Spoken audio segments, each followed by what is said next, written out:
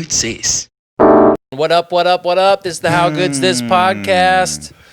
I'm Alan Stone. I'm here with JP Gavs and Stephen J. Libby. Our guest today, we got a good one for you. This is our new buddy, our new best bud, Mr. Hazen Audel. Hazen is a Swiss Army knife of life. This man can do things that we have, through time and through the softening of the American way, completely forgot. I've seen you. We've We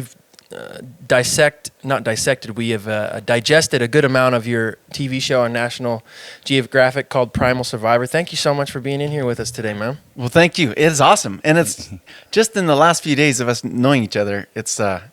It's exciting. We're gonna be hanging out lots more. Yeah, man. I think so too. Really stoked. If you want to look directly at our fans on YouTube, you can look into that camera and say hi. Yeah, baby. There you go. How's it? I want to touch on some. We were talking earlier for some exclusive stuff for our Patreon, patreon.com/live at the lodge, and you were talking about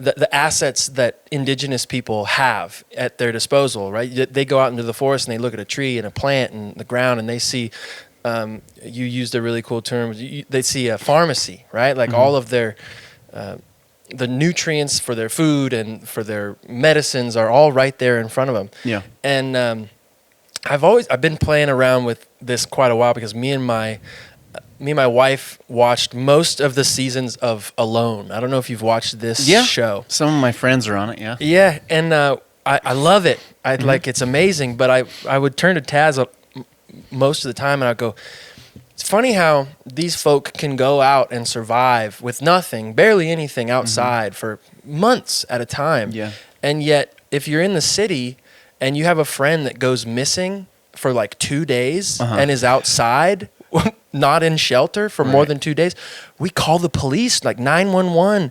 We're so disconnected from our ability to survive in the elements that's super interesting for me. I don't think about it enough, but you are like a trained, you trained as a biologist originally, correct? Or what's your background in education? Well, I'm the first person in my lineage to go to college, really. Oh, awesome. I had an older sister that went to school with me, so that generation, and I just had a real unique passion for nature. So it was fortunately my mom said you gotta go to get a biology degree or be a biologist of some kind. And I grew up in a neighborhood where you could go with or without school, but it was thankfully my mom, she said, stick with it. I went to Eastern here locally, then I went to Western, and then I went to go study biology, and then, I went to University of Hawaii and all kinds of other things. So it became kind of a big part of my life, but it was biology, but it was my love for nature is kind of what I always had. When I was a little kid, I was just fascinated and fixated on catching bugs. And so you went to college for a few years to study biology, but then you've spent a ton of time out just living with Indigenous people out in different regions of the world.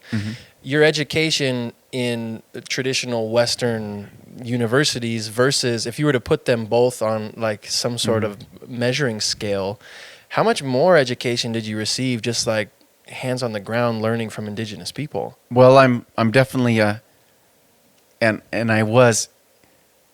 would have, because I've always hated school. Yeah. And then I was actually a teacher. The terminology is kinesthetic learner. Okay. Like feeler doer kind of go. But so I went to Eastern. When I graduated from high school, I went to Eastern thinking, I'm going to get my biology degree. And there I'm going to take classes and I'm going to learn all about trees and plants and bugs and snakes. It's going to be totally awesome. But that's not what you learn in school. Like if you take biology, you learn about petri dishes and the Krebs cycle and horrifically boring things like that. And so I actually went to like 2 quarters. I don't know. I went to school for like 6 months or less at Eastern. Again, going like, this is not what I signed up for. And am I really like looking at the projection of how long I'm going to be spending in school. Is this really where I want to go? So I did drop out of school. Mm-hmm. And because I had a vision for myself, like I want to go live in the jungle and discover new species, like new species of tropical fish and catch snakes. That's what I want to do for a job. And learning about all that, like organic chemistry and stuff in school, I was like, okay, I'm out of here. I'm going to like really see if the jungle is what I've been dreaming about my whole entire life. Is this really the path I want to go? And probably the biggest asset that I had on my side was I was really tremendously young and naive. And I thought, I'm gonna drop out of school and I'm gonna go to the pinnacle of biodiversity, my dream place where I want to work. So I went to the Amazon, and I went to Ecuador. And at that time, I was mowing lawns door to door. I had an electric lawnmower with a big long extension cord, and I just roll it down like blocks and yeah, and I had like I remember the plane ticket was $680, and I had a tea kettle full of cash. I had about $70 left over, and I went to Ecuador, and I brought my camping equipment.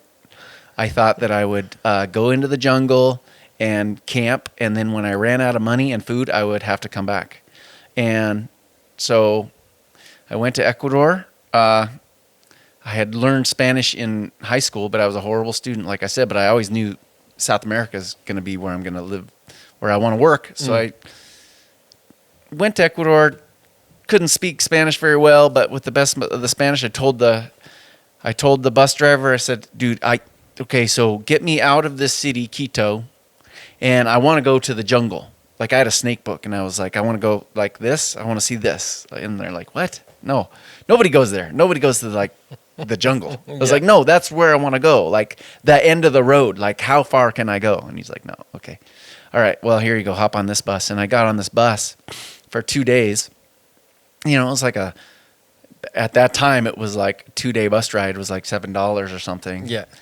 And it was like going down this bus, and pretty soon more and more people started getting off the bus, and the only people that were there were just like native people that were going home. And you know, I was accompanied by like chickens and goats and like crops and stuff that they were carrying with them. And those tickets are only $4 for a goat. Yeah, well, and it was like, okay, so I'm doing this, and I will say that I'm proud of myself now, because I was pretty brazen, because I was shy, you know, and I was going into no man's or unknown territory. Everybody said I was going to go, you know, get accosted and robbed and raped and all that stuff. And so I tried to just be escondido when I'm going down there.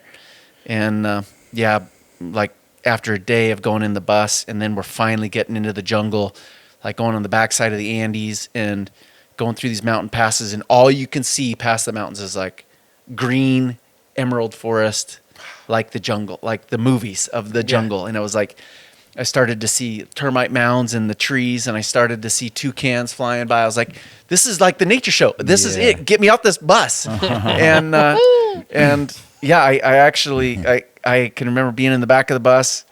I rolled down the window so nobody could tell, and I climbed up out of the bus as I was going down the road. Come on. And then went up on top of the rack where there was like big gunny sacks full of crops and stuff like that, and everybody's luggage, and I just hung out on top. And then the whole day I'm just going through the jungle, dodging branches and stuff, and just soaking it up, going, yeah, I can't wait to get off this bus, because this is what I've studied my whole life to be, because I was like a nerdy kid, always reading like aquarium books and snake books and stuff. And so yeah, it was kind of a funny story once we started to get into the lowlands of the tropics, and it went from like 10,000 feet, Quito, where it's a totally different environment, cold, and then we're getting down into the lowlands in the jungle.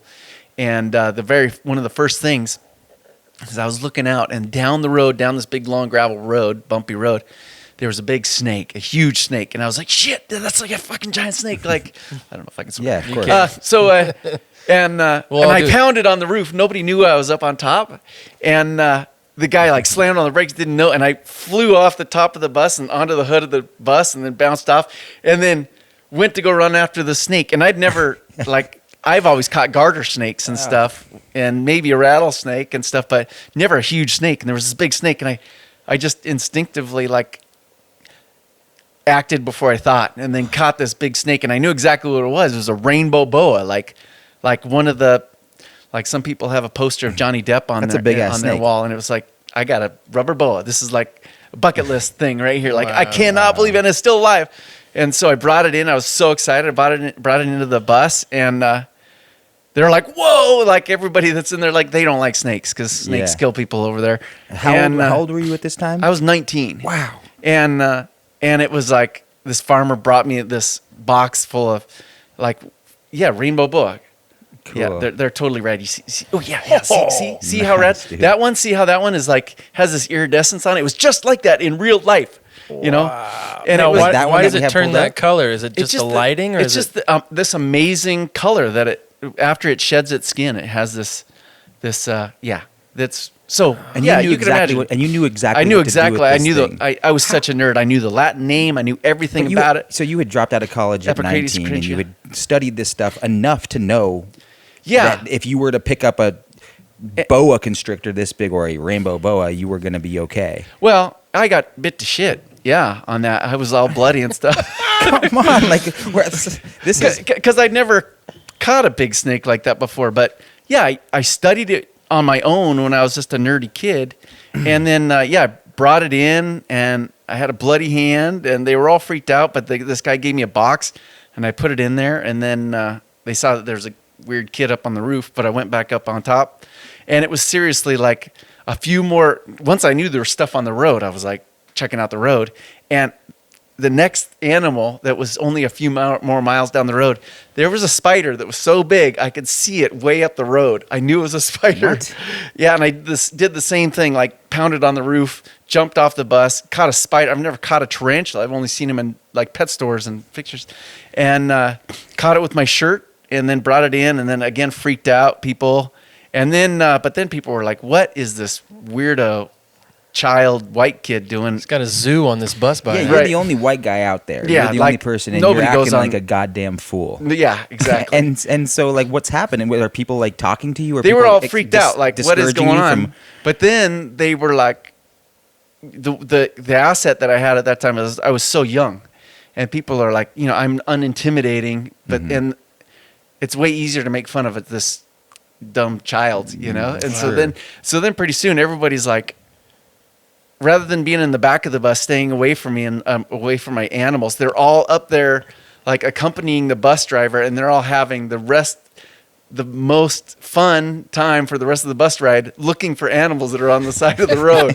So they were like all looking out, and they're like, yeah. And even like stuff like roadkill and stuff, they'd pull over for me, and I'd like go poke it with a stick. Like, I've never seen an armadillo roadkill, So how much of this was just all based in adrenaline and not in any type of actual like? I think merit? it was just like it's only kind of now that I'm like in my mid 40s that I realize how unique maybe I looked at the world, because I was just like a social misfit when I was a kid. Like my parents, they didn't go to, I lived in a pretty, fortunately, like in a neighborhood where all the other kids their dads were doctors and lawyers and Sure. stuff. My dad was a hot rod builder and a sign painter with a brush. And but so I didn't really get like academia. I didn't get like reading class and math class, and I never really got into sports. I never really like. Why are you spending Saturday watching the game? I don't get it. And I never really realized why I never really fit in, and I always wanted to fit in, but I never really got it.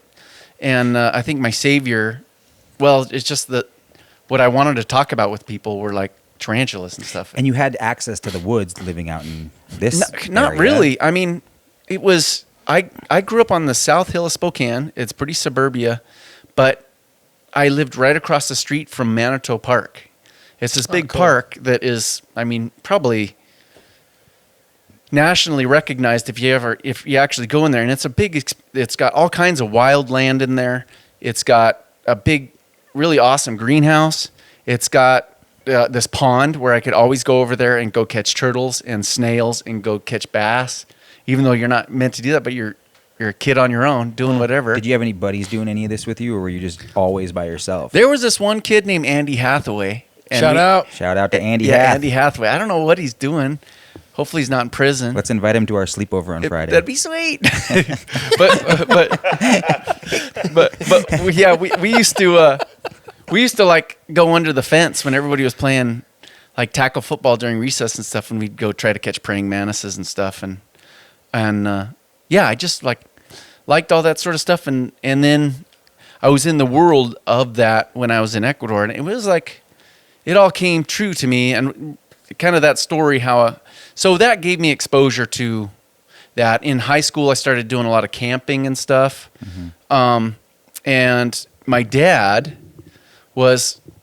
he always recognized, everybody around me knew that I loved like catching frogs, and so my dad would, as a way to bond with me, we'd go out with a coffee can and he'd let me go out in the swamp, and I'd just go out, and we'd go to Chuila and go out, and there was this swamp. I just would fill my coffee can full of frogs, hopefully catch a snake. I'd catch whatever, and it's just like I was fixated on it. And so my dad would take me out fishing, even though he didn't know anything about fishing. But like, What a guy. It was just awesome. Like every August, he would take every August off, and we'd go on a road trip. And he would go, Hazen, where are we going? And I'd like get out my snake book, and I'd look up the range of like a specific snake that I wanted to see. It was like, okay, a rosy boa. They live in Baja California. Okay, here we go. And we'd go and go fishing all along the way. And that's like, my dad hates snakes. Like I said, he doesn't know anything about fishing, but he took me. Yeah. And that was kind of like, yeah, they fostered my passion, even though they didn't know anything about it, which was a godsend, Yeah, I think it's probably safe to assume that you were never going to stay in Spokane or never going to stay in the Pacific Northwest and just stay settled. Because what's interesting in knowing Alan growing up in a small town like Chuila or somewhere in South Spokane or wherever, to have dreams that big rather than just knocking up your girlfriend in high school and having a family is pretty astonishing. Yeah. To actually like get out and like go explore the world, and which like I think those like small town big dreamers are always really interesting to me, because you made the most of that, and it didn't seem like there was any way that you were going to do anything else besides get out when you did. Yeah. It's nice to be able to talk about it now and really think about it. And like I said, as I'm getting older and processing a lot of my youth, and I don't think that I ever looked at it as a big dream. Like it was more like that's where I want to go. Curiosity for life. Like rubber or like rainbow boa constrictors do not live in Spokane. I have to go to the Amazon to go find a rainbow boa, and I'm gonna find it one day. Yeah. And that was just, maybe it was a big dream, but it was just kind of like I knew that that's where I had to go. Yeah. And so, yeah, that's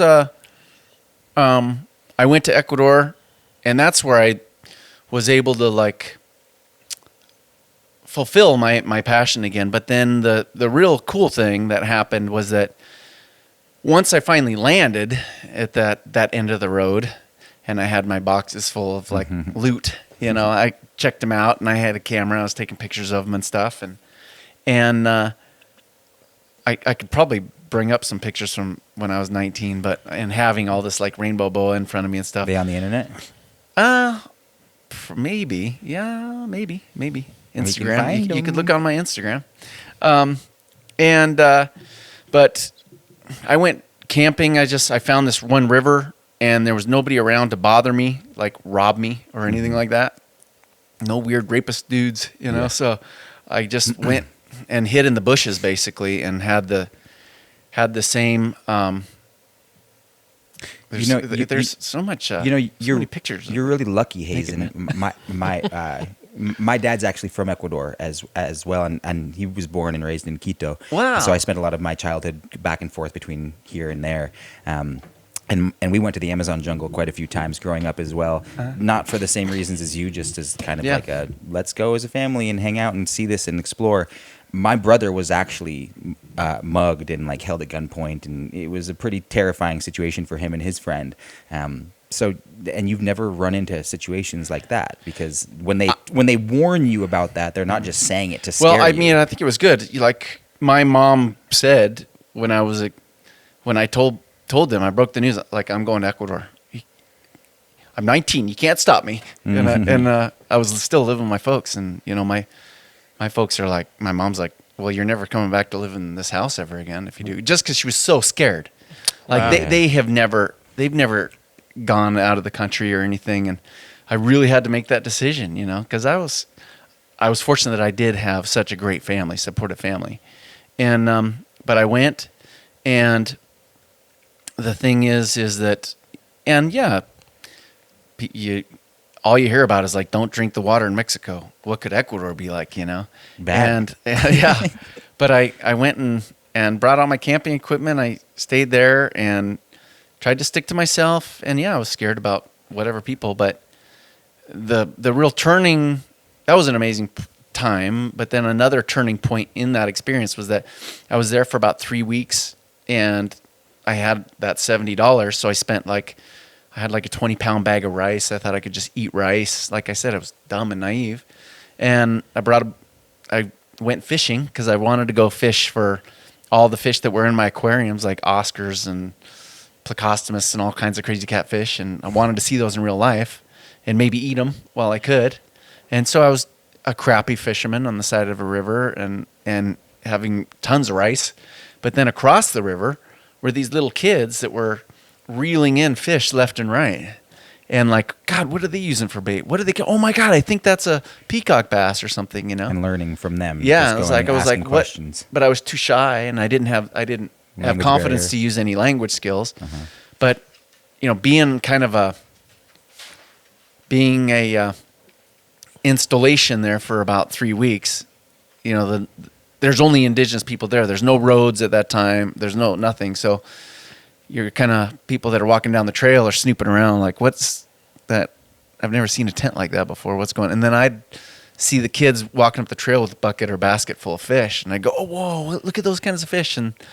And again, horrible language skills. But then as kids are, little kids, they don't care if you can speak English. They just wonder about you, and they laugh at you and stuff. And then you become friends. But then those kids would tell their parents, like, yeah, that weird white kid in the bushes, he's just fishing, looks like. And then they're like, well, the one thing that happened is one of the families told the kids, tell him to come have dinner with us. And I went in there and had a meal, and had never been exposed to like people that live in a grass shack, and palm leaf roof, and they're up on stilts, and we were eating foods that was like meat and fish from the river, and but it was like after that dinner and getting to know the kids even better and hanging out with their little hunting dogs and their kids and stuff, and they're like there's a Hispanic term that's or a Latin term, and they say mi casa es tu casa, or mi casa es su casa. It's like, my house is your house. Mm-hmm. And they said, well, why don't you should just, rather than living in that tent that's rotting away, you could go hang out with us, hang out with our kids and stuff. And it's like, yeah, okay, I'll do it. And it was like, you're living with a family that knows exactly about all the fish. If you have a picture of a snake, they go, oh yeah, I've seen that snake. They live down in that swamp over there. Well, if you really want, we can go find it. And then I was with these people that has this tremendous amount of knowledge, and that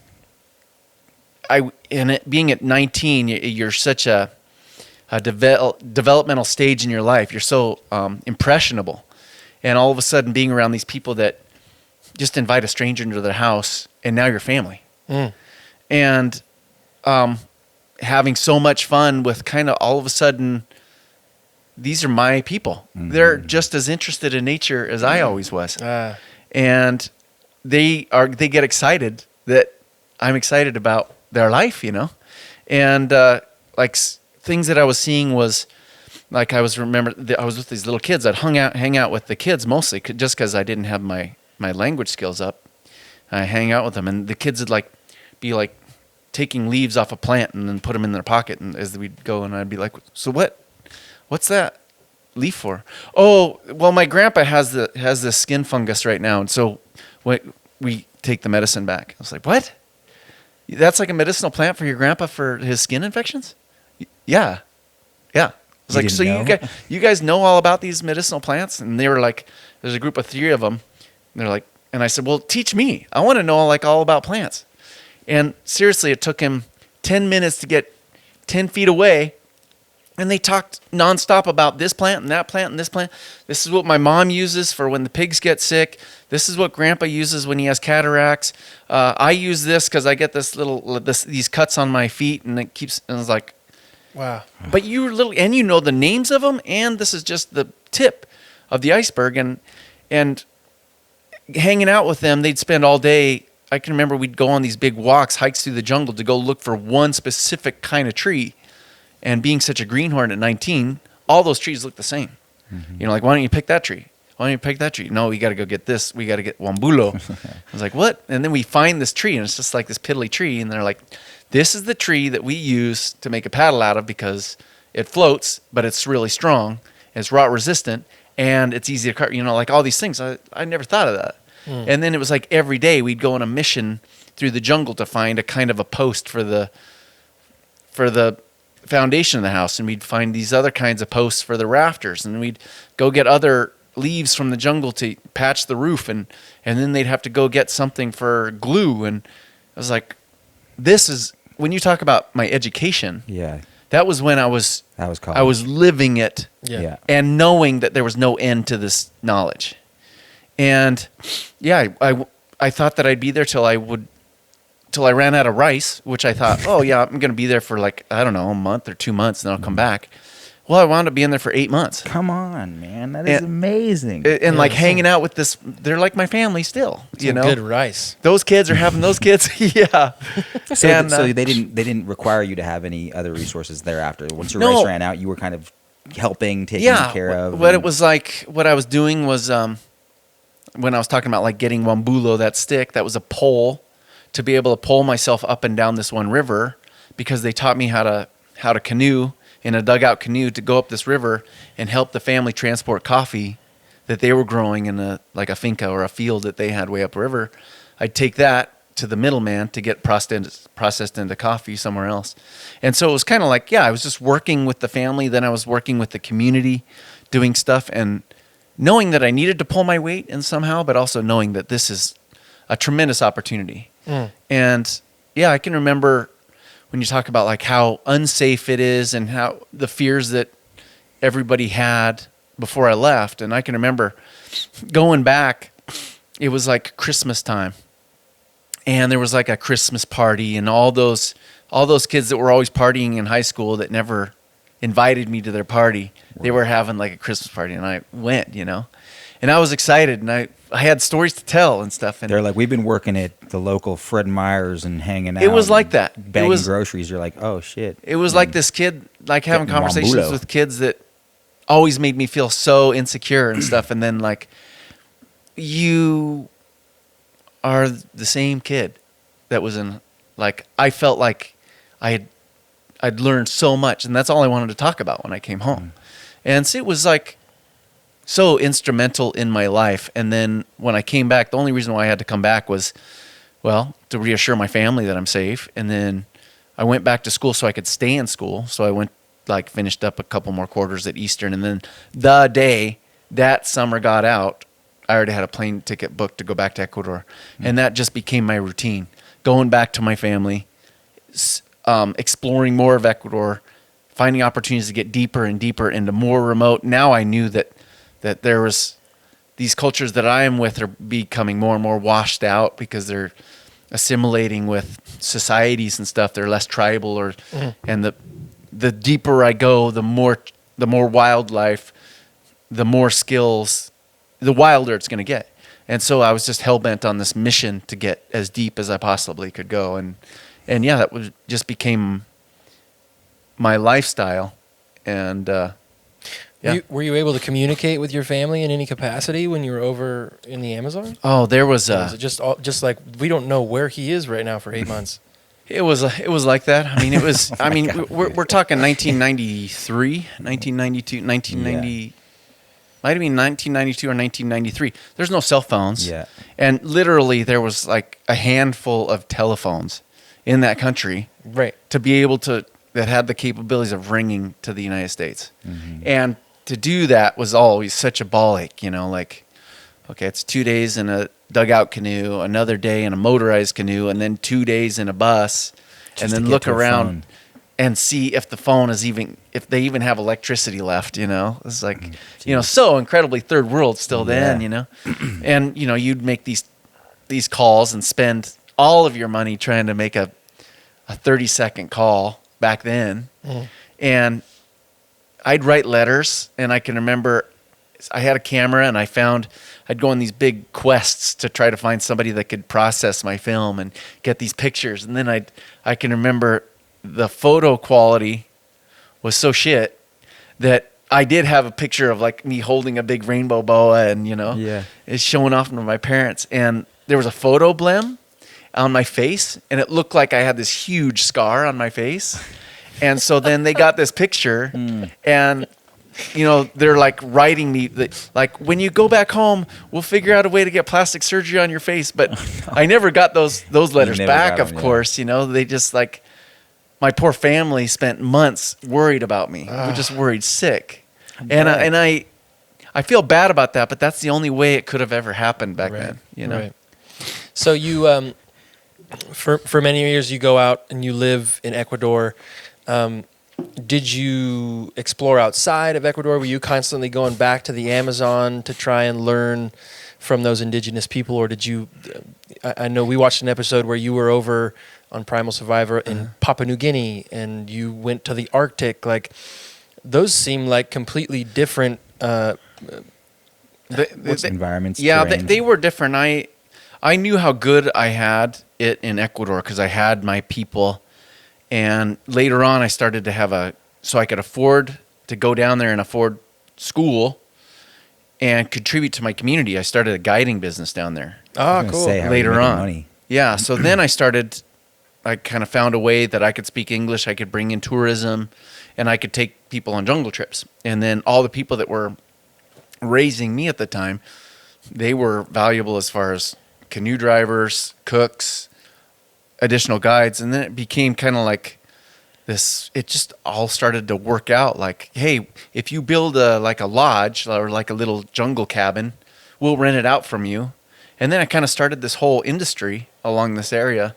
And so then again, that just enabled me to have even more access to go deeper into the jungle there. Yeah, I always wanted to go to places like all the other places, like Africa and stuff, but I could afford, I was still dirt poor, you know, cheap. I couldn't afford things. But that was a place that I had great access to. And then I did finally, eventually, by the grace of God, I guess, I graduated with the Bachelor's of Science at Washington University. Then, since I knew that I wanted to do tropical biology, it was another cool thing. Like, I went and did like a little student exchange for like a quarter to Hawaii, University of Hawaii, because they do tropical biology. And then, you know, I started chatting it up with all the professors and stuff because, you know, I'm another new kid, but I know all these things about tropical biology and I've had these experiences. So then they're like, well, you should pursue graduate school. And then I got a scholarship at University of Hawaii because they wanted me to be a part of the program. And that was awesome. So then now I'm in school, but actually learning about the things I want to learn about. And then that gave me the opportunity to travel to other places in the South Pacific, the remote South Pacific, because you're in the epicenter, Hawaii, with all these like Polynesian cultures, and there's all these Southeast Asian cultures. So then I was traveling to South Pacific and then Indonesia and other places, and I was getting out. And then by the time I graduated, I had biology opportunities to work as a biologist in like Papua New Guinea and stuff like that. So I was always looking for an opportunity to travel, but after I graduated from high school and did biology stuff, I knew that I'm probably going to be spending my life in academia, and I don't want to be doing that. I want to go back home, but I still want to have this travel component to my life. And What did you aspire to be doing at that point in your life, like what as a career or occupation? Well, I was looking at, I always wanted to be a professor, but then, like when I was going to school at the University of Hawaii, I was with world authorities on what they know about, and you'd be invited to dinner, and they'd be raising their kids in an apartment. There's like no money in it, and then they get shipped off to University of Texas or something. And so, I always visualize myself. Fortunately, I had this tight family back home in Spokane, and I don't want to be shipped off to all these different places that I don't want to live. I don't want to work at the University of New York. I don't want to work in Miami, Florida. I don't want to. And so then I kind of like had to be the master of my own destiny, I suppose. And so I knew I wanted to be a teacher. And so then I thought, okay, I'm going to go be a teacher in Spokane, have summers off, have my winters off. And then there was another part of me to pay the bills. I've always been an artist. So I had like a metalworking sculpture business that was growing in Spokane. So I'd make enough projects and do enough sculptures to get enough money to go travel or afford school. And that was only growing. So I was like, okay, I'll live in Spokane. I'll be a teacher. And then when I was a teacher, which was awesome, every summer, I'd travel. I'd find some other new place to live. And then I'd make videos for my kids, like, I'll check out this really cool, like, these people are using all of these butterfly cocoons to make, diapers for their babies or whatever, whatever it was. And the kids totally digged it, my students, and then they'd put them on YouTube, and then they got really popular. And long story short, that's how National Geographic found me. Really? No Yeah. Or YouTube way. vids. It was kind of pretty much like that, yeah. Wow. Yeah. Man. If Crazy. you were my teacher in high school, you're a high school. You were Yeah, teaching I was a in high school teacher. I may have learned something of value when I was going. I think- because you seem like you would be a rad teacher to have, man, with all the experiences you've had. I still look back on those days and have tons of fun. Like, Oh, man. it was awesome. So what year? So you're making these little videos during the summer for your students. You taught at Ferris. Is that Yeah. what you said? Mm-hmm. National Geographic somehow gets a hold of him, says, wow, this guy, he's putting out some really quality stuff. Do they employ you to do a pilot where they send you off somewhere and you make a full episode? How does that work for you in 2014? Is this the first time you release? Is this the first season of Primal Survivor? God, I don't know. I don't know how long have we been doing this, like 6 or 7 years. I think that's what it said Yeah. on TV. But so what was happening is I was making these videos, and then I connected with another guy that I went to graduate school, and so many things happened in my life. Like I could count 20 different things that if they would have went left or right, I wouldn't be here today. Right. And one of them is I met this guy named Rob Nelson, and he was just adamant about being a wildlife filmmaker, and we connected. And Rob Nelson, and he's got a little Patreon too, by the way. And we just decided that we're going to make nature shows. That's like, we're going to do it. Let's make nature shows. And they were so incredibly hammy, but just guerrilla style. And he was like way smarter than me. He's definitely the brains of the operation. And we were putting them on YouTube too. And we called our business The Wild Classroom. And we were like incorporating extreme sports and catching mayflies at the same time, like weird, crazy, corny stuff Out in the world. Yeah, just Yeah. like whenever we could, hey, my parents live in Dallas and there's this sweet swamp. Come live with my parents and we'll go do a couple videos on whatever in the swamp. Yeah. And we went and he saved up money. We went down to Mexico. We kind of got a group of us friends that were kind of nerd people. We made these documentaries. We thought we were pretty hot shit, but they were so bad. But we were traveling in Mexico, making this documentary, but all that was just practice, Yep. And then through those videos that got pretty popular, the Wild Classroom and stuff, we as a group were in invited to places like wildlife film festivals and stuff, where we were rubbing shoulders with Discovery Channel, the BBC, National Geographic, and really all those people that were involved with that, because they followed their heart with so much, as you know, show business. If you're not passionate, you just don't you don't accept the word no, and you just fucking keep going. Yeah. All those people are doing really amazing things in film and documentary and science, and I'm totally proud of them. And without them, I wouldn't be here. And so, yeah, I owe people like Rob Nelson so much in my life. Shout out to Rob. So when you please do that. When you plan a season, you're on your 7th season now of Primal Survivor. I would imagine at some point you'll get, maybe not, I could be speaking out of turn here, but you'll get tapped out potentially on like places you can go that you haven't been.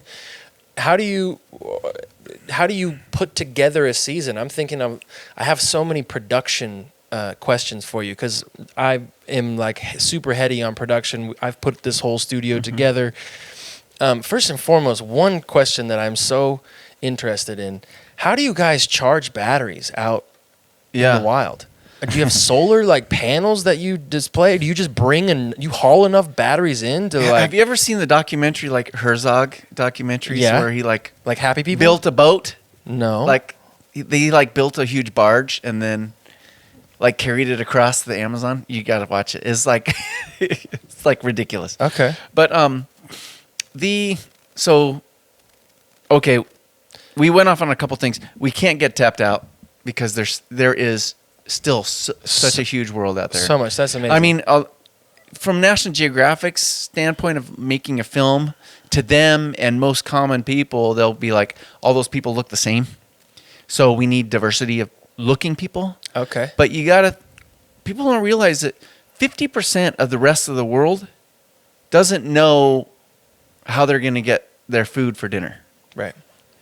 So they're all living in a different way. Yeah. Whether they're living in real poverty and living in a city like in India or wherever, and they're in real dire straits. They don't have the resources to go find food. Right. Or grow food. Those people are struggling the most. Right. But indigenous people or traditional living people that have access to living with nature, they grow. Their priority in life is to make sure that food is always there. So they have a garden.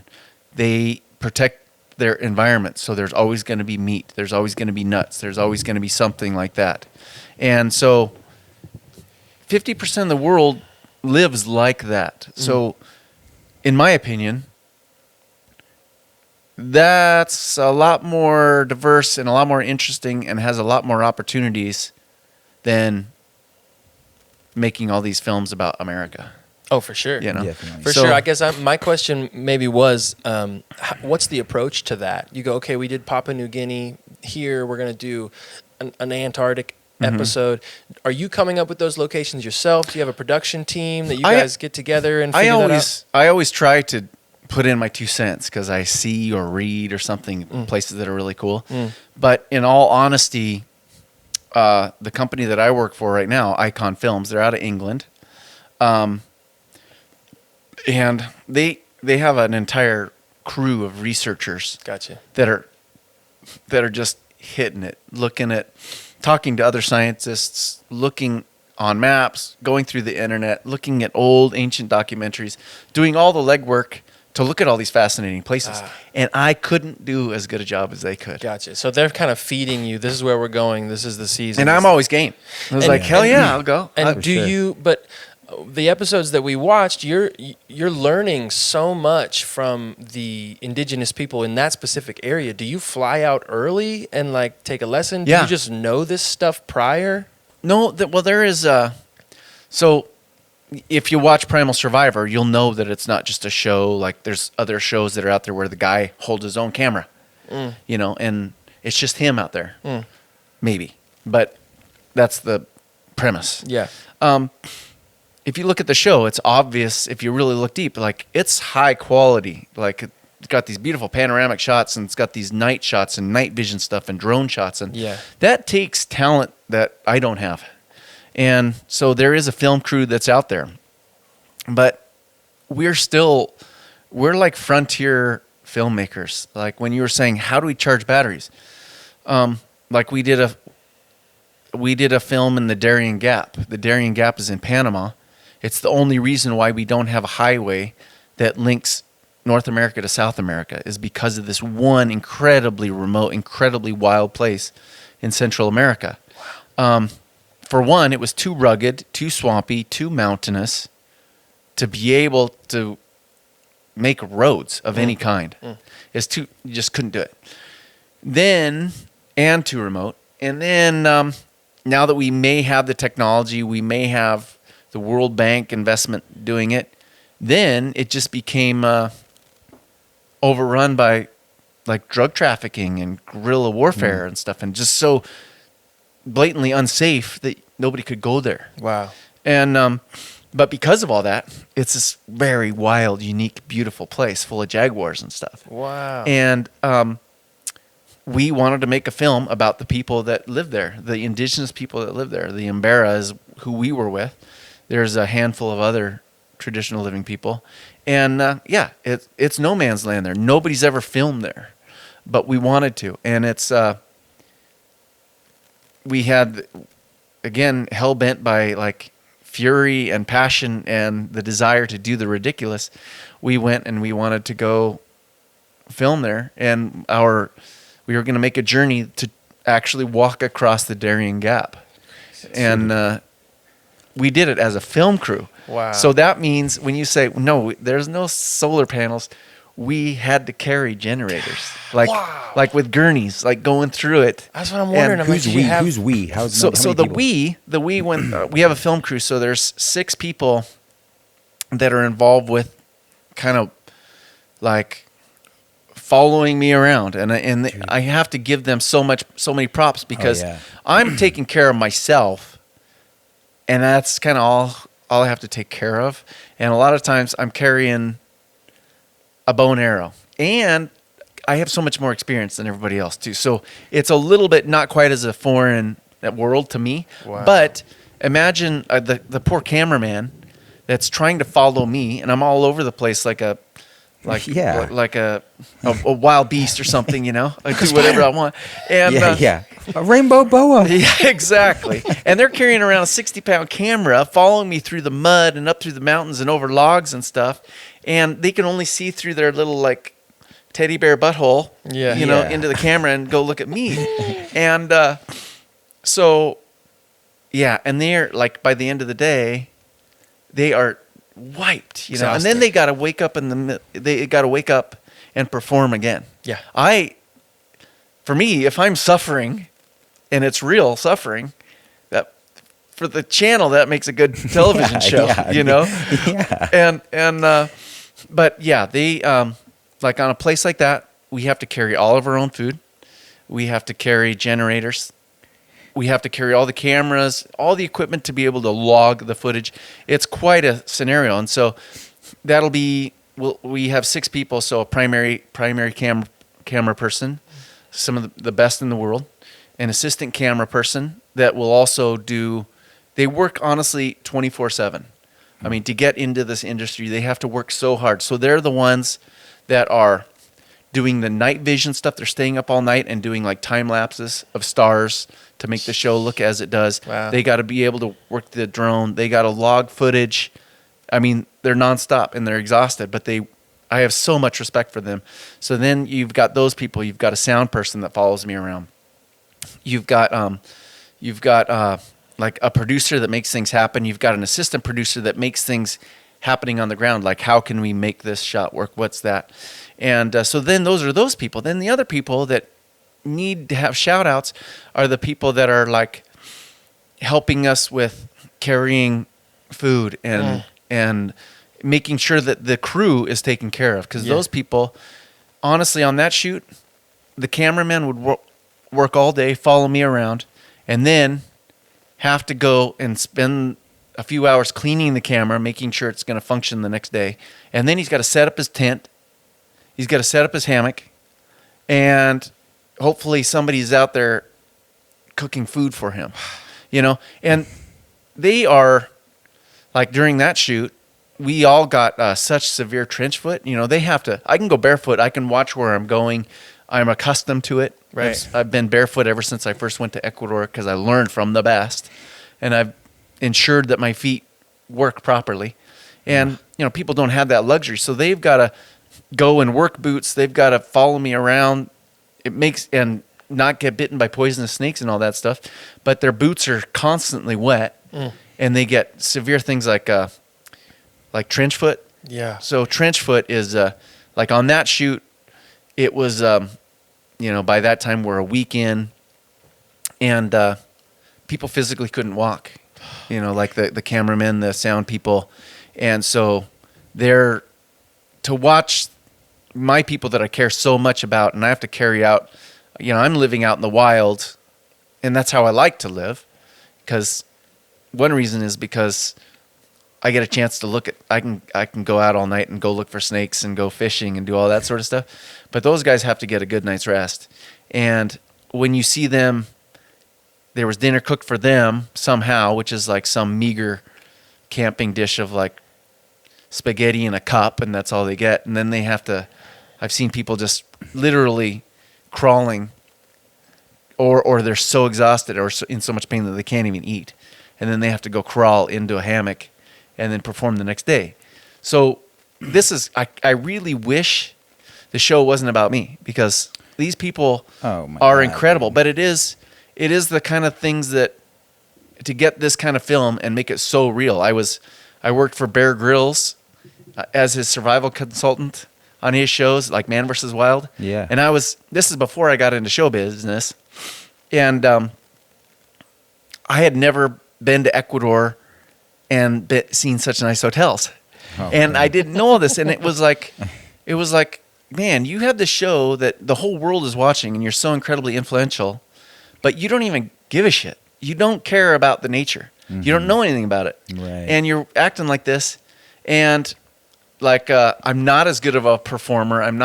I don't accrue the masses that Bear Grylls does, but I'm just out there because this is what I actually honestly love to do. Like when you say, did they pick the right person for the job? It's not that I'm a great actor. It's like no one would love what I do more than me. Yeah. No one would love suffering as much as me to get to the goal of seeing more nature and being with these indigenous people and doing what it takes to actually get the entire genuine experience that I'm after, regardless of if the television is on me or not.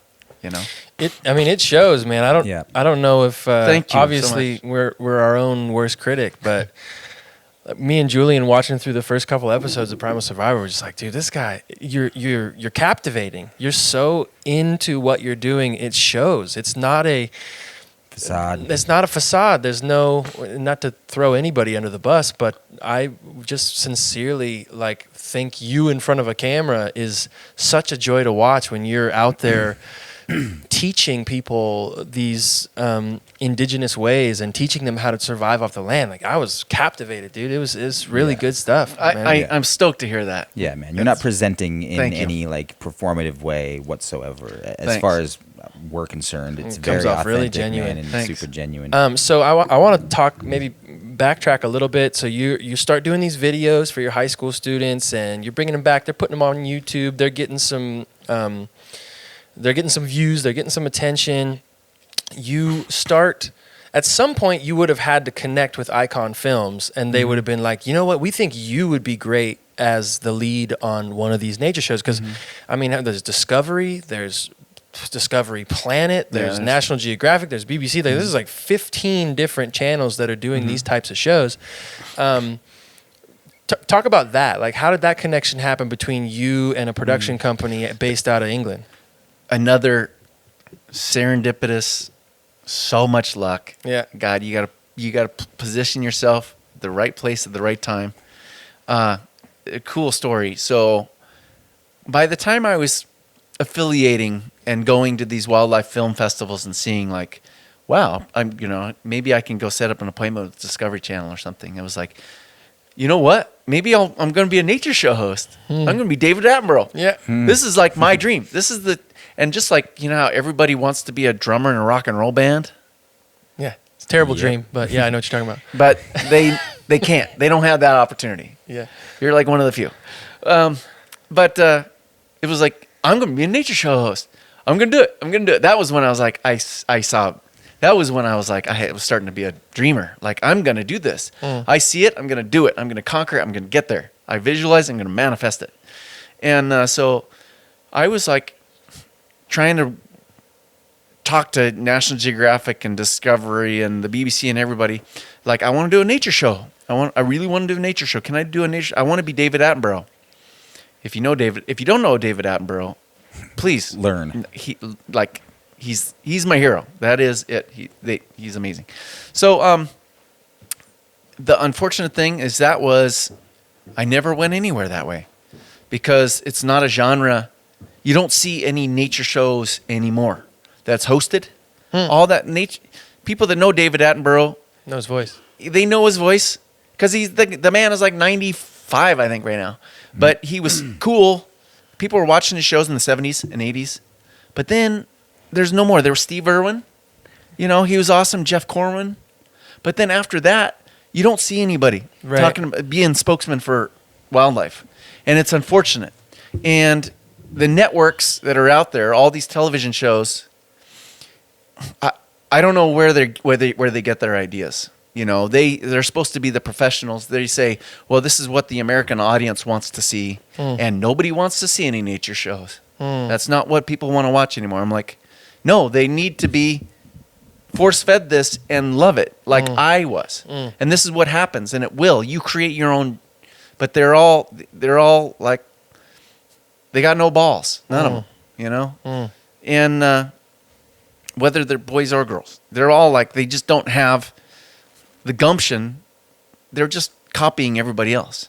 And if nobody's doing a nature show hosted show, nature show that's hosted by somebody, they're just not going to do it. And so I tried and tried and tried and tried. It wasn't getting me anywhere. And kind of like losing hope. And then I started talking with this one production company, and the owner and his wife, they're really eccentric people. And somehow they heard my stories about how much I've lived with Indigenous people, how much I love it and stuff. And they, in this English accent and stuff, and they're asking me questions about it. And I said, yeah, I mean, the things that I see with Indigenous people, I've never seen on TV. Like, it would blow your mind. It's way better than anything I've ever seen on TV. But, you know, I've thought about this. There's no way of making a television show about it. Like, I don't know how you're going to do it, so I don't talk about it. Well, that just pissed them off. And they're like, oh, really? You don't? Okay. So, and I said, you know, if you really want to see it, the only way you got to see me in my environment. You can't, like, do a demo tape or something of me, like, walking around in the park pretending to be me. Like, I want you to show off these people that are amazing. You got to be there and go there. And they're like, okay. And I said, well, I'm going back to Ecuador in April. I was just like, it was just going to be like a ultimatum. It was, well, it wasn't even, it was just like a flat statement. Yeah, like, I knew it wasn't going to go anywhere. It's like, I'm going to Ecuador in April. And they're like, oh, really? Well, maybe we should come with you. I was like, well, damn. Yeah, but and they're like, yeah, well, I mean, my daughter is working in an orphanage in Ecuador, and maybe I could just come visit you. I was like, okay, but still, it was kind of like such a pipe dream. Yeah. And the man followed through. Harry Marshall, the owner of that company, followed through, and he went with his daughter, grabbed her daughter that was in Quito, and then he took his youngest, most go get him kind of cameraman. And yeah, he was just like a greenhorn cameraman too. The three of them went and accompanied me to Ecuador, met me there, and they just did like a demo tape. They like spent like 5 days of just me living with the people. Yeah. And I told them, like, whatever you do, you just have to keep the camera rolling. Like, you can't plan what you're going to see. They don't work like that. But it's going to be amazing, whatever it is. I've lived with these people for years. Every freaking day, something blows my mind, and I could have never planned for it. Be ready. And they did. We stayed there for like 5 days. We made a demo tape, and we did the amazing things that would have happened when you're with those kind of people. and it was on film. And then they showed National Geographic Channel, and they were all over it. They funded a full-on episode, so us to go down with an actual film crew and do it the right way. We used tons of footage from that demo tape into the film that actually materialized. And then we wait and see how that goes. And then they're like, "Hey, okay, well, let's do a series." It's like, freaking sweet, man, home run, right? Cool. And then yeah, here we are 7 series later. You know, I've been able to go around the globe sometimes like 3 times a year. Wow. And I would have really never thought that I would have ever had access to Africa. You know, going up to live with the Inuit up in northern Canada. You know, it has been the most special thing because I get to have such amazing access with people that I am just absolutely fascinated by. And it's like, I feel like now I have this responsibility. Like, I have to share my love with nature. It's like, if there's a God out there, the Great Spirit, Allah, like whoever, whatever, I've been given a tremendous opportunity. Yeah, man. And I just want to show off these amazing people to the world, you know. That's so cool, dude. man. You've been doing this for 7 years now, and you've had all of these really, really incredible experiences that most people in the world wouldn't get to otherwise. And I'm wondering what's your work-life balance coming back from something like that after experiencing all this adrenaline and all of this, like everything that you want in your world is happening for you, and then you come back home. How do you navigate that? How do you manage? Like, do you have a good work-life balance, or do you go crazy? It's different. I know that, like, when I was 19 and I came back, serious culture shock. I You know, bet. like going back and going into the store and just seeing big, bright, fluorescent lights with just aisles full of colors, you know, and like, whoa, that is crazy. And I hadn't worn shoes for like 8 months, you know, and like, it was just so insane. And then I can remember coming back and spending some quality time with Dad. We're getting ready for Christmas, and we were like untangling Christmas tree lights at night. And so, like, all you see are these like stringed lights at night. I thought I was just tripping my balls off. Like, what? I just came out of the jungle. I haven't lived with electricity in like 8 months. I forgot all about it. Like, it's just like so bizarre. Yeah. And so, yeah, that was definitely, I felt like, how do I live 2 different lives? Like, how do I live in the jungle, but then I come back to the United States and I can go skiing, I can go snowmobiling, I can go to the library, have access to all these things. Like, what's right? What's the right way to live? And then as I came back more and more, a couple of years later, I was starting to kind of have a little bit more of a critical thinking mind about, like, wow, it's so weird that we raise children this way. Why don't we raise children like they do in the tribe? How can marriages work in a Western society when, you know, like, I was really kind of struggling with a lot of, like, what's the meaning of life? You know, like, do I make money? Do I go back? Because like I said, I'm an impressionable person.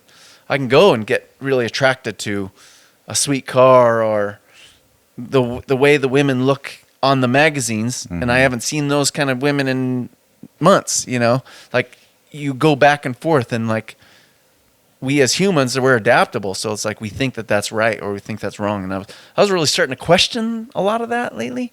And then now that it's kind of like,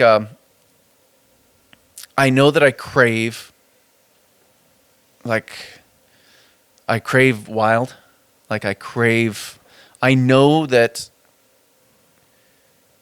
it's a strange thing. Like, I know that I'm wasting my time when I'm in the United States. Like, there's so much to learn about nature. Wow. And I need to learn about the people that are now, they're like the last left, you know. Generations and everything is changing so fast in those countries. And you got to talk to the elders that know things. And why do I want to learn all this stuff that might be obsolete, or it might be, you know, who cares that foxes every 3 years go down this one particular valley, and to get to that valley, you got to make a 4-day trek through there, and you only know this, like who. It's like this obscure information that will be lost in a generation. But why do I have to know that? I don't know, but I have to. You have to. And but then I also realize, I am an American. I have to take responsibility for being a member of society in this way that I'm accustomed to. And I do know that, but I guess I don't go through culture shock, but I know that I crave being with those kind of people, like Indigenous traditional living people. There's a certain soul that they have that I don't see in anywhere else. But when I'm in the United States, I live this life and I'm present with it. But I also, now that I've been in like relationships with, I think oftentimes when you're in a relationship with a girlfriend, you become so intimate, and then you start to realize that there's a part of your life that no one will really understand. I never really knew that. Mm-hmm. But like now I'm so glad that I can make these films and people get to see like this travel log slideshow of my experience. But I live in this life as a Westerner in the best way I can. And it's like I have to have a girlfriend that's really into nature and stuff, but I can't go into the details of everything that I really learned about. And in some ways, I kind of feel this isn't a sad story, but it's like I'm lonely. I feel you. And I live in this other world that I don't ever want to forget. I always want it like right within reach. And so, yeah, that's the reason why I crave travel, because it's like I go back there and get my reality check, because I don't really.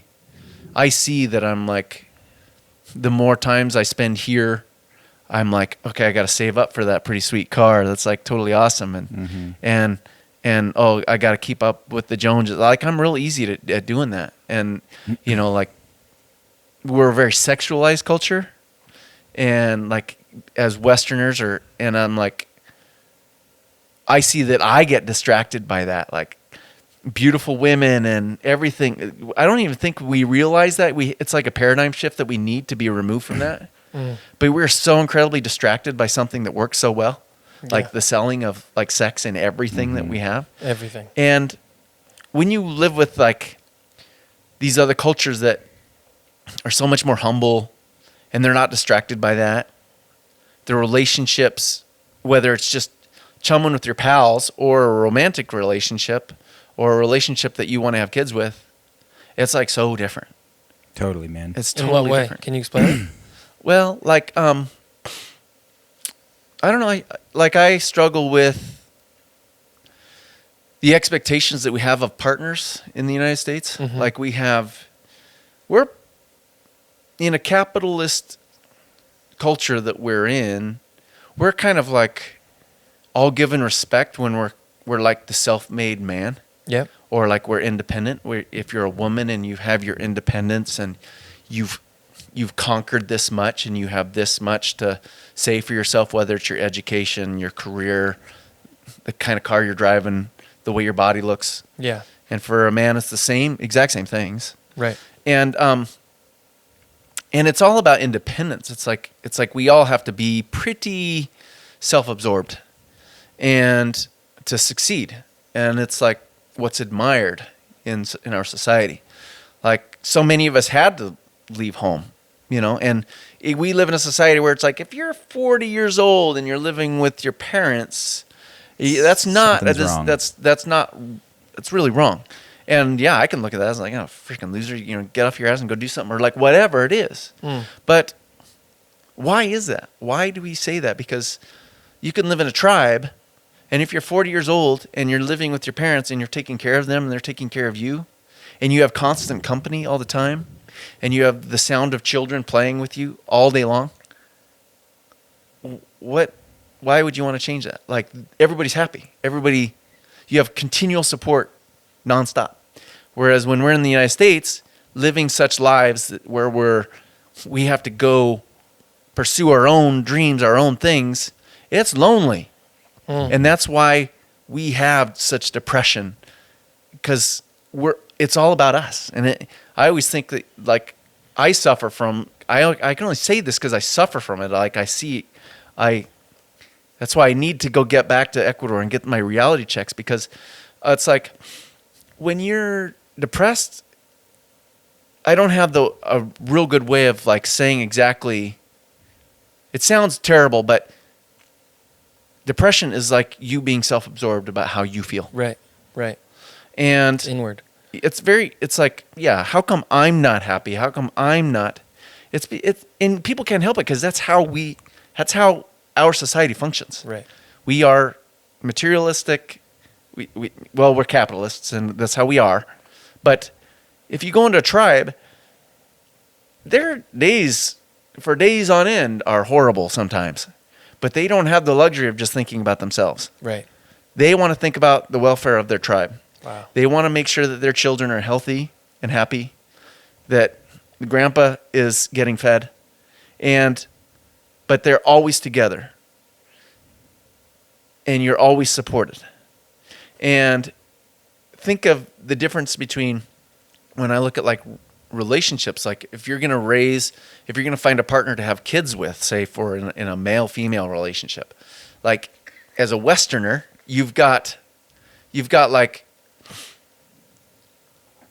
you have to choose a partner that is like the same kind of diet that you have. Like, are they going to be vegan? Are they going to be into health food? Do they eat Alan shit knows all all day? about this. You know, or like, you know, are they into sports?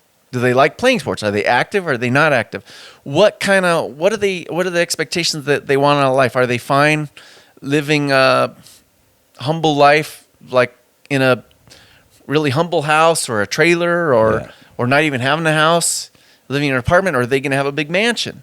Are they going to be in a mansion on the lake? What career do they have? And then we have these careers that are taking us all over the country or the globe, and somebody's a lawyer and then they get a job over in New York. Are you going to pick up and take your family over that way? Well, what about her? She might have this career where she's a doctor, or she's just an artist loving this niche that she's in, or whatever job she has. And they're all like, the world is pulling you in all these different directions. And we're always changing because we're like, we can go to the library and all of a sudden find a whole new look. I want to be a cowboy now. Sweet, honey, we're going to be a cowboy. And it's like we change all the time. But in these other relationships, it's like the expectation is to live happily and have healthy babies.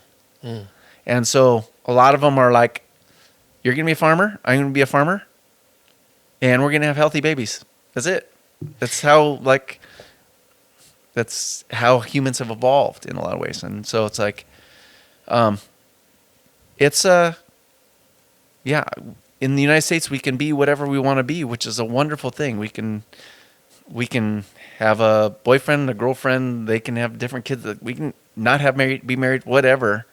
But a lot of it is like we still have to go our own way, and we're going to get lonely, and we have to give up a lot to have our independence. Go ahead, Alan. When you go to these tribes, because it seems like, and that's just a beautiful reflection of your experience in America, in the West, versus these indigenous tribes.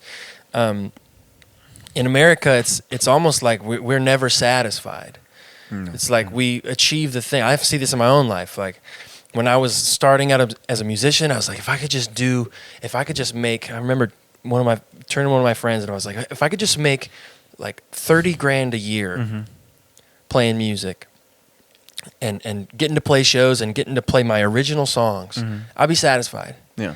And I surpassed that goal, in 10 years ago. And then there was just a new goal. Right. And I achieved that goal. And then there was the new goal. And I achieved that goal. And I'm 15 years into a career, and I still am not satisfied with, like, I'm happy and I enjoy what I do, and I love getting to play music, but there's also still this, like, it's not good enough because you have this new goal and you can set your sights on this new thing. This question kind of has two prongs. With folk that you meet in these indigenous tribes who seem to just be so happy. Like when you see them on film, they seem so joyful and content. And maybe that's just the clips we're seeing. But is that outlook on life that's like it's got to just the new goal? Is that just absent, or is it? Yeah, I mean, in a lot of ways, it is. Yeah. I don't think any of these cultures. I don't think it's right that none of them live in a museum, right? Like, right, of course. Like, we're constantly evolving. We're constantly. It's just that the exposure to change is happening so rapidly. Every day, it's getting more change. More change happened today than yesterday. Yeah. Every day. Right. Of course. And yeah, there's no way that it's really difficult to find contentment as what I look at as capitalism. I'm not anti-capitalism or anything like that. It's just, it's the way it is. Without capital, the only way for capitalism to work is if there's growth. Right. Constant growth. And that's how it's so hard to get that out of our psyche. Like, I have to get better. I have to accrue. As I get older, I'm going to be wealthier. I'm going to get myself out of this situation. I'm going to get better. I'm going to get better. I'm going to get better. Well, that doesn't really allow us to live in the present. And for a lot of indigenous people that aren't exposed to more and better and more expensive and all this growth things, you focus on the present. So everything is enough.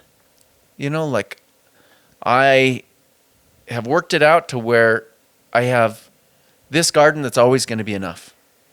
And there's always going to be enough deer in the woods to hunt. There's always going to be enough fish because I don't want any more than that.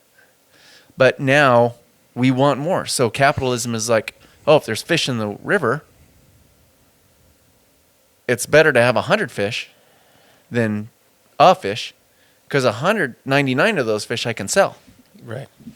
And once you get 99 fish and you get that much money, well, I'm going to buy a boat now and get 1,000 fish. And the way human evolution has gone, because capitalism is relatively, it's just a coat of paint compared to the depth of human history and evolution. Yeah. This is brand new. It hasn't worked itself out, and it's obviously not sustainable if there's constant growth. Because with capitalism, okay, if you have one oil palm that you can extract oil from, well, 10 oil palms are better than one, because you can make more palm oil and make a profit of it. Now it's like, look at what's happening to the rainforest all throughout Southeast Asia. It's like palm oil. There's no more jungle, Right. because there's money palm oil is money. Where in a lot of indigenous people that are still left don't need money every day. What's cool about what you do as you're talking about this is you're almost like a beacon or a compass towards capitalism. As you're talking about it, it's growth, but it's only growth in one direction. Right. It's just a financial growth. Whereas in order seemingly for us to correct, we need to grow in our understanding of the entire ecosystem that we're living within. And what your show and what your life seems to teach people is growth in other areas, right? The growth that utilizing the natural world around you versus this specific product is better. And man, if we had more of that to balance out this one-dimensional growth, we might be in a little better shape than we are. Definitely. Yeah, I wish I could sit here and tell you all the answers. I don't know how to change that. I understand that's the ugly side of it, and we're seeing obviously that's not sustainable. Right. It is not. It's not. But humans have been sustainable for Homo sapiens at least 500,000 years.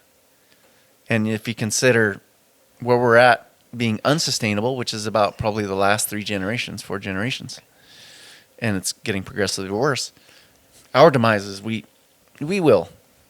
killing ourselves, and something hugely dramatic has got to happen for a dramatic change. But I don't know what that's going to be, and I don't know how to change it, and I don't expect. Nobody can go backwards like that.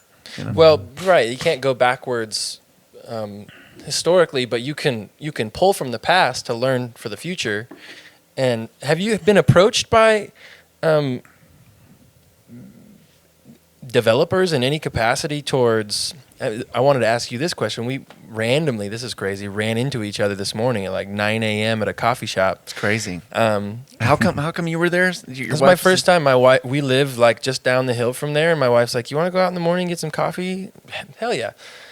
First time we'd ever been to that coffee shop. And then, sure enough, you walked through the door. I only met you because my cat pooped on my pillow this morning. I was like, oh God, what? I'm getting ready. I'm getting rid of you. And then I like had to put the pillowcases and everything in the wash. And then I was like, oh, God, I need a cup of coffee. Yeah, serendipitous. Serendipitous. But you said you've been, and I hope it's okay for me to say this, but you've been building the house. Yeah. And I was curious to know, like, when you think of a house and like what you're going to build and how you're going to build it, and what, like, do you harken back to these experiences? You must harken back to these experiences with the Indigenous people. You're like, I'm going to capture rainwater. I'm going to use solar panel. Like, is that incorporated at all? I know that stuff is sustainability is huge to me. Like, I just see waste. Yeah, you know, and I hate plastic. Like, God, and I hate going into those stores that are just nothing but fluorescent lights and colors like that. Like, I feel guilty. And because all that stuff that's being made is pretty much like, it has a lifespan, right? And everything does, but that's like, it's an engineered lifespan. Plastic is going to degrade. But nobody came up with a plan to get rid of the plastic shit that's going to be in your yard, in your ocean, and all that landfills, you know? So I hate that. Something that's tangible to me is our elders that are still left that lived on the farm. Yeah. You know? And they're like, nah, we never had that. You know, we didn't even have napkins. We had rags. And the grandma sewed it. And there was like, everything kind of had more value. Right. And so I'm building a house. It was an old barn that was built in the 1890s, and it was just because people don't value a lot of things. They don't see the work that went into it. They're going to burn it down the next spring. And for me, my dad builds hot rods. It was hot rods and cars, but you know, he restored our house. I watched my dad restore things and make things better than how he found it. And kind of like gave me some insight to going like, see how that beam was carved, and how they did it is like, you know how the last time you and I built our tree fort, son? It's like, I had a great dad, you know, that showed me how to look at the world like that. And so I look at barns, and I look at the workmanship, and I look at the sweat that went into all that and stuff. And I'm in a society where people have no concept of that. It's like they're just going to burn it down. Mm-hmm. And then they're going to go build some shady pole building or something, you know? And it's just like an eyesore. But back then, people took pride in their work and their pride in labor because they were doing it. And like, now so many people just don't even understand like how hard it is to make some things. But then they also, I think they look at it as like, work sucks. That looks like a lot of work, you know? Yeah. Rather than like, work is really satisfying. Like, it's really fun to work, actually. Oh, yeah. Mm-hmm. Oh, yeah. You know, and I think a lot of people need to know that, not just reminded. Like, they need to be exposed to that. Like, you all are makers, and you can be makers and make it. But anyway, that was a tangent. It was an old barn. I didn't want it to get burned down. I took it down stick for stick. Took me a year to take it down. I put it back up as a barn. So I didn't cut down any trees in the process. I know where every single board came from. And then it started from there. And then like, again, it's the process. Like, I love building a door, and I want to learn how the old craftsmen, which to me are like well, I always go back to these remote places in the world to look for the last craftsman, to look for the last medicine man, to look for the people that still know these things. Well, here in the United States, 3 generations ago, people knew how to make their own door. I want to be like that. I want to be like that old man or that woman, that knows how to do stuff. Like my grandma would make these amazing doilies and crochet, and I'd be like, shit, I'll never have a girlfriend that knows how to make that, And yeah, man. And so, yeah, it's just kind of like it's my own little world. Honestly, it really is my own little world. And maybe that's when I say I get lonely, it's like that's how I communicate with myself. That's how I spend time with myself, is building my house, because everything is handmade. And like I either restored that light fixture or I built it myself. And, Indigenous people are incredibly resourceful. They have everything they need. But it's like the more you know, the less you need, because they just make whatever they need. If they need a basket, you can't go to Wally World and go get a bucket. They got to go know how to make a basket or know how to make it waterproof. And then they live in a society where everybody knows how hard it is to make like a bucket or something, or to make a basket. And so that's a commodity, and that's a way you can express yourself. As an artist, it's like, the way I'm different is I'm an exquisite blowgun maker, or I'm an exquisite bow maker, or I'm incredible at doing that. And then, people can express themselves in their crafts, like the woman that builds these amazing baskets, or, shawls, whatever it is. And it's like, that's kind of like my own expression to myself, is this house. And then, you can't do it all like that in the United States, but like, with if you have a house that's all made out of old wood, it's like the old bones are always talking to me. It's like that's my take on materialism, is like, yeah, that board doesn't talk to people, but I think it does. And it's my relationship with that board. And then being self-sufficient, I realize that, again, being educated and knowing the effects. Like, I'm with Indigenous people that don't have fish anymore, and they were living off of fish because the country up the road built a dam and dammed that river. That starved out all of these people. That killed babies doing that, And like, I don't have immediate control, but I can go like, I don't want to have a dam that hundreds of thousands of Indigenous people that we don't even see or acknowledge today anymore, they're not with us anymore because we have dams and we have all these lights and stuff that pull from that dam. We don't think about that. We don't think about going down to Spokane River and seeing all you can see when the salmon are migrating, all you can see is salmon. It's like, if people actually saw that in their lifetime, they would never allow anything to go wrong with those salmon. But now it's out of mind, out of sight, out of mind. But to me, it's still in my mind. Like, I see the effects of what humans do. So I try to go on solar. I try to turn my porch lights off and just be low impact. And then, with my food, I got to take care of my ground. I have dirt on it. I have to go make sure that it's going to grow vegetables for me.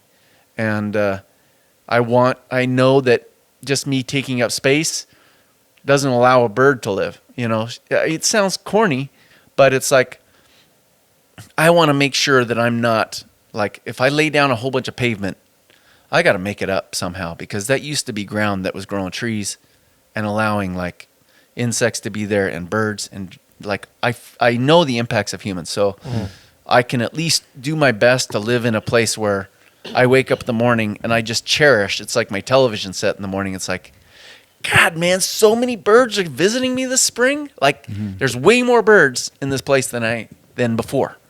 And that shit turns me on. And I think if people experience that, just a simple experience, they really would change their ways. But people don't have access to that ability to view the world in that way, and it's not that hard. Yeah. Can I come split the difference between your house and Alan's house when I'm living out here in Spokane and just hang out with you, man? I want you guys to Yeah, come on I down. feel like I have so much to learn from you, man, and I feel like so many people do as well. Thanks. It's so cool, and you're just such a wealth of knowledge and resources and amazing insight, man. It's really cool to hear you talk about this stuff. I appreciate it. Thank so you. Cool, man. Yeah, thank you so much, Hazen, for joining us today and for sharing some of your experience and your knowledge and being kind to us lay people over here who haven't even camped together. We went on one camping trip this summer and sick. we both got sick. We would have loved a few of your little like Pacific Northwest tinctures that we could have used, but we use NyQuil. I got That was pretty much it. I got a nice little offer for you too, man. If this pandemic doesn't clear up and we can't get out of the country, I am dual citizen of Ecuador, so we can become domestic partners, dude, brother. rad. I and love we it. can go over to Ecuador and hang out. And I guess, this is just me trying to become your That's domestic the partner. That's the first marriage proposal we've Yeah. ever had on the How Good's This Let's podcast. do it. And you should feel special because Julian's pretty particular. I'm pretty particular. I've never swung this way, man. But who's to say that it can't happen? Yeah. Folks at home listening or wherever you're at, we've been so overwhelmingly joyed to have Hazen Audel in the studio And today. Bales. And Bales. Hey, Bales. Give it up. You're Hi, such Bales. a good puppy. That's my dog Bales. That's a good Thank you, man. Blessings to the construction of your barn. Thanks. And We'll do a tour. I can't wait to get to hang out with you again, dude. You're a legend. Yeah, Thanks, we're gonna thanks, be brother. buds, man. Well, this is gonna be No, awesome. this is good. I can't wait to it's go great. out into the woods with you and just do stuff. Right on. Finally got some people to hang with. Yeah. Well, thank Yeah. you so much, folks at home. Thanks for listening. Yeah, Have a thanks, good man. one. See ya. Bye-bye. Take. Oh, boo-boo, did you just make it to the end of the video? Yes, you did. Do you want to see more videos just like this one? Do you? Well, then head over to patreon.com/Live at the Lodge, where you can support the How Good's This podcast, as well as the entire Live at the Lodge family. Yep, yeah, you're going to get exclusive merch, personalized shout-out videos. Me and Jules, we're going to show up at your house and baptize your nephew, huh? Check it out, patreon.com/Live at the Lodge.